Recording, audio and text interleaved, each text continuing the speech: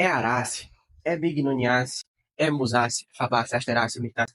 Sabe quantas famílias botânicas existem no mundo? Mais de 600 famílias botânicas. Será que você precisa identificar e saber as características de todas elas? Não adianta, não dá. O que pode ser é você ter estratégia. Conhecer aquelas que são mais abundantes, principalmente, aquelas que têm maior número de espécies. E nesse vídeo aqui de hoje, nós vamos focar no top 3 de famílias botânicas com maior número de espécies aqui no Brasil. Inclusive, tem algumas aqui em casa. Talvez você tenha aí também. Vamos lá. Esse vídeo é extremamente importante para você que trabalha com levantamentos florísticos, inventário florestal, paisagismo, arborização, jardinagem que envolve planta, tem que saber disso aqui. Basicamente, para onde você for no Brasil, você vai encontrar ela. E se você ainda não me conhece, meu nome é Wagner Rebouças, sou biólogo botânico e estamos nessa trajetória de há mais de 10 anos trabalhando e ensinando sobre identificação de plantas para profissionais da área ambiental, buscando capacitar todos eles para que possam atuar com responsabilidade nessa área tão maravilhosa. Vamos começar pela terceira maior número de espécies. Estou falando da família... Fala aí pra mim. A família Asteraceae. Essa família, gente, tem mais de 2.300 espécies aqui no Brasil. Dessas, cerca de 1.400 são endêmicas, ou seja, só ocorrem em determinada região.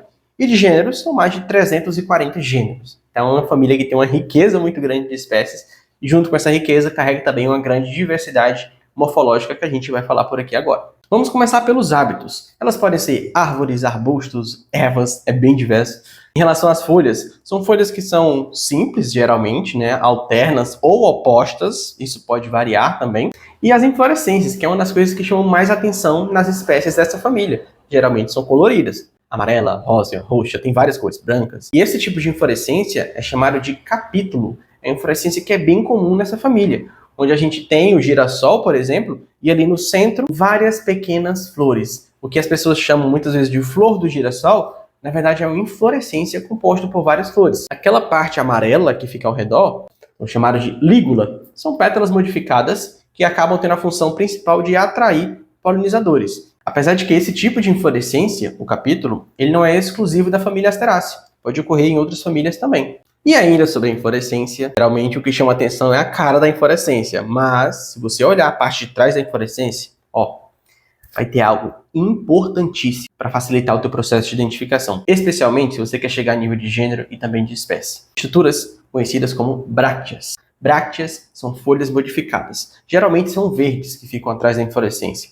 A organização dessas brácteas, a quantidade, a forma, a presença ou não de tricomas, os tipos de tricomas, são informações super relevantes para você observar, para que você consiga ir mais a fundo no processo de identificação. E cuidado, geralmente as pessoas não olham isso e é por isso que tem dificuldade ainda maior de identificar espécies da família Asteraceae. Agora, os frutos. Os frutos é o dente de leão, né? Aquele bem representativo, que é conhecido como Cypsela. Esse tipo de fruto, ele tem tipo uns fiapinhos, uns pelinhos em cima ali, que é conhecido como papus, botanicamente falando. Aquilo tem uma importância gigantesca na dispersão dessas espécies, porque acaba facilitando a sua dispersão pelo vento. Por isso que muitas vezes a gente vê abundância, muitos indivíduos da família Asteraceae em Cerrado, na Mata Atlântica, na Caatinga, seja onde for. Até mesmo espécies invasoras que são favorecidas por essa capacidade de dispersão pelo vento, principalmente aqui no Brasil, né, um país tropical, muito vento, praia, então acaba ajudando a dispersão de espécies da família Asteraceae,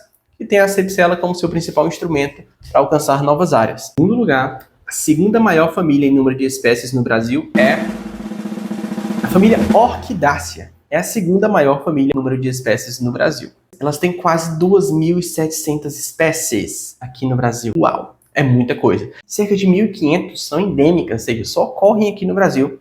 Seja na Mata Atlântica, seja no Cerrado, principalmente Mata Atlântica e Cerrado, Amazônia, são biomas que têm uma riqueza muito grande de orquídeas. Por que eu não vejo tanta orquídea assim? Porque número de espécies é uma coisa, a abundância é outra coisa. Por exemplo, na família Asteraceae, a gente vê uma riqueza muito grande de espécies, número de espécies, e também muito abundante, ou seja, muitos indivíduos. As orquídeas não.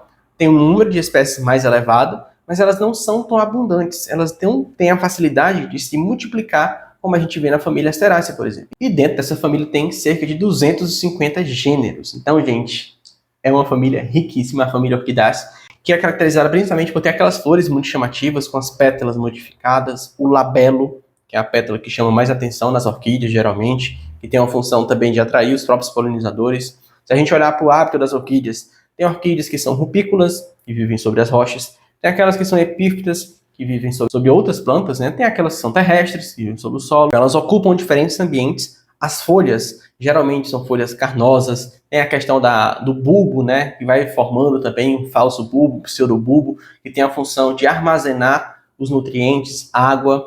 Elas têm umas raízes que são muito curiosas, chamadas de velame. A velame, ela consegue atrair, captar moléculas, partículas de água no ar e também até mesmo de nutrientes, para que possa nutrir essa espécie e ela possa prosperar, seja lá o ambiente que ela estiver. O fruto é chamado fruto tipo cápsula, e nesses frutos, geralmente, tem muitas sementes. Essas sementes, elas não têm uma viabilidade muito grande, ou seja, elas não germinam fácil.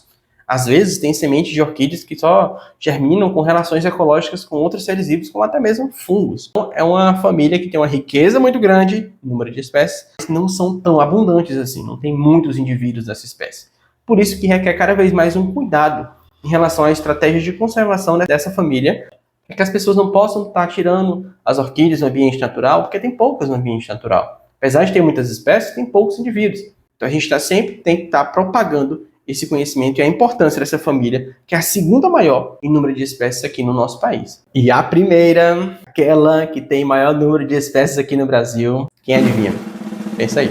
É a família do feijão. A família Fabaceae, ou família Leguminosa, né, o nome antigo. A família Fabaceae, gente, é a maior família de espécies aqui no Brasil, e não só no Brasil. É uma família muito representativa no mundo. Em relação aos hábitos que você pode encontrar nessa família, pode ser árvores, arbustos, ervas, trepadeiras, subarbusto, epífita. Muita coisa. Já em relação às folhas, também tem uma diversidade de formas muito grande. Em geral, são folhas compostas, que podem ser trifolioladas, bifolioladas, tetrafolioladas, bipinnadas, pinnadas. Tem um monte de tipo de folha que você pode encontrar nessa família. E geralmente essas folhas estão dispostas de forma alterna nos ramos das espécies. Porém, há uma espécie, por exemplo, conhecida como Platimicium floribundum. É uma espécie da família Fabaceae, que ao contrário das demais, ela tem uma disposição nas folhas de forma oposta. Cuidado, essa é uma exceção à regra. Já em relação às flores e inflorescências, são inflorescências que geralmente chamam muita atenção pelas cores, pelo arranjo. Tem vários tipos de inflorescência. Lembra aí do pau-brasil, aquelas inflorescências com várias flores amarelas. Lembra da mimosa, aquela que você toca na folha e ela se fecha?